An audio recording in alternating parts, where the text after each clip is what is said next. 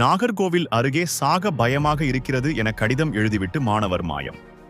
கன்னியாகுமரி மாவட்டம் ஆரல்வாய்மொழி பகுதியைச் சேர்ந்த 19 வயதான மாணவர் ஒருவர் கல்லூரியில் பயின்று வருகிறார்.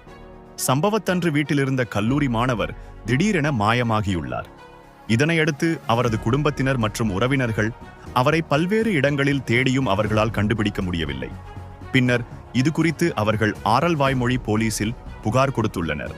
அதன் பேரில் போலீசார் வழக்கு பதிவு செய்து விசாரணை நடத்தினர். அப்போது மாயமான மாணவன் எழுதிய கடிதம் சிக்கியுள்ளது. அதில் மாணவன், என்னோட சின்ன வயசிலிருந்தே என் வாழ்க்கை நல்லபடியாக இல்ல. 3ஆம் வகுப்பு படிக்கும்போது ஒரு பாட்டி வீட்டில் மாதுளையை திருடினேன். அவங்க அதை எங்க அம்மா கிட்ட சொன்னாங்க. அதுக்கப்புறம் அம்மா தேவையில்லாம வெளியே போகக்கூடாது என கண்டித்தார். அது மட்டுமல்லாம எனக்கு தனிமையும் கூச்ச சுபாவமும் இருந்து வந்தது. பள்ளி வாழ்க்கையும் இதேபோல் சென்றது. கல்லூரி வாழ்க்கையும் நான் நினைத்தபடி எனக்கு நல்லபடியாக இல்லை. இதனால் நான் சாக முடிவெடுத்தேன். ஆனால் சாவதற்கும் பயமாக உள்ளது. அதே நேரம் வாழவும் பயமாக இருக்கிறது. எனவே நான் ஊரை விட்டு போகிறேன். இங்கே வந்தா திரும்பவும் சாகத்தான் நினைப்பேன்.